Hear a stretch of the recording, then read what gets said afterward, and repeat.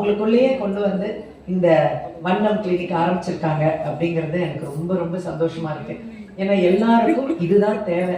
எல்லாமே ஒரு இடத்துல எங்களை பத்திரமா பார்த்துப்பாங்க. இப்போ என்கிட்ட கேட்கும்போது இப்போ அவங்க அந்த பேஷண்ட் ரெபேக்கா பேஷண்ட் சொன்ன மாதிரி யார் கேட்டாலும் இப்போ நமக்கு என்ன தோணுதுன்னா, நீங்கள் அங்கே போங்க, அவங்க எல்லாமே பண்ணிக்கிறாங்களா, எல்லாமே பார்த்துக்கிறாங்களா, அப்போ அங்கேயே போய் நீங்கள் ஃபர்ஸ்ட்லேருந்தே பார்த்துக்கோங்க அப்படின்னு சொல்கிறதுக்கு நமக்கு ரொம்ப சந்தோஷமாக ஒரு இடம் கிடச்சிருக்கே அப்படின்ற ஒரு சந்தோஷம் இருக்குது. So I really wish all the doctors all the best. ஏன்னா ஒரு டாக்டர் ஆகுறதுங்கிறதே ரொம்ப கஷ்டம். வெளியிலேருந்து பார்க்கும்போது தெரிய மாட்டேங்குது. என்னுடைய பெண்கள் 2 பேருமே இப்போ doctors.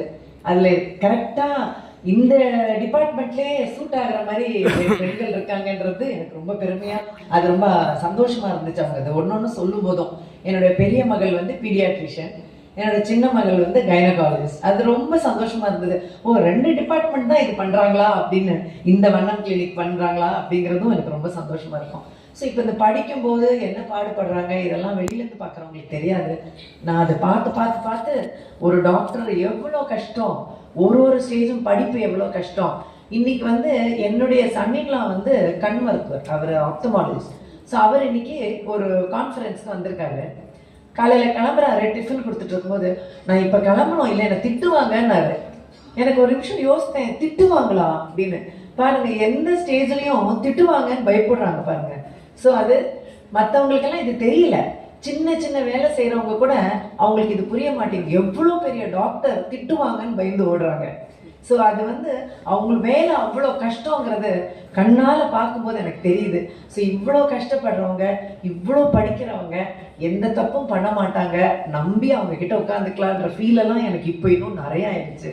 So I really wish all the doctors God's grace. கடவுளுடைய, ஏன்னா எல்லாத்துக்கும் பின்னாடி கடவுளுடைய ஒரு ஆசீர்வாதம் கண்டிப்பாக வேணும். அதை தான் கைராசிங்கிறாங்க. ஸோ அதுதான் அந்த ஆசீர்வாதம். ஸோ எல்லா டாக்டர்ஸ்க்கும் இந்த வண்ணம் கிளினிக்கில் கடவுளுடைய ஆசீர்வாதம் நிறைய இருக்கணும். அவங்க இன்னும் நிறைய பேருக்கு இந்த மாதிரி குழந்தை இறந்து போகிற பேரண்ட்ஸ்க்கு, கஷ்டங்கள் வரவங்களுக்கு நிறைய இந்த மாதிரி அற்புதங்கள் செஞ்சு நிறைய தாய்மார்கள் அருமையாக குழந்தை பெற்றெடுத்து இதில் மன கஷ்டங்கள் இருக்கும் இல்லையா, அதையும் இவங்க கவுன்சில் பண்ணி சமாதானம் பண்ணி பேசி சந்தோஷத்தை கொடுக்குறாங்கன்றது அதை விட பெரிய சந்தோஷம். நம்ம சும்மா ஒரு ட்ரீட்மெண்ட் கொடுக்குன்னா அது பத்தாது. ட்ரீட்மெண்ட்னால மட்டும் எல்லாமே சால்வ் ஆகாது. மன நிம்மதி, நம்ம கொடுக்குற வார்த்தைகள், நம்ம பேசுகிற வார்த்தைகளில் கிடைக்கிற ரீஅஷூரன்ஸ், ஓ பரவாயில்ல அப்போ இப்படியெல்லாம் செய்வாங்க போல அப்படின்னு கொடுக்குற அந்த வார்த்தை, இதெல்லாமும் டாக்டர்ஸ்க்கு கடவுள் கொடுக்குற ஒரு பெரிய வரப்பிரசாதம். அவங்க பேசுறதால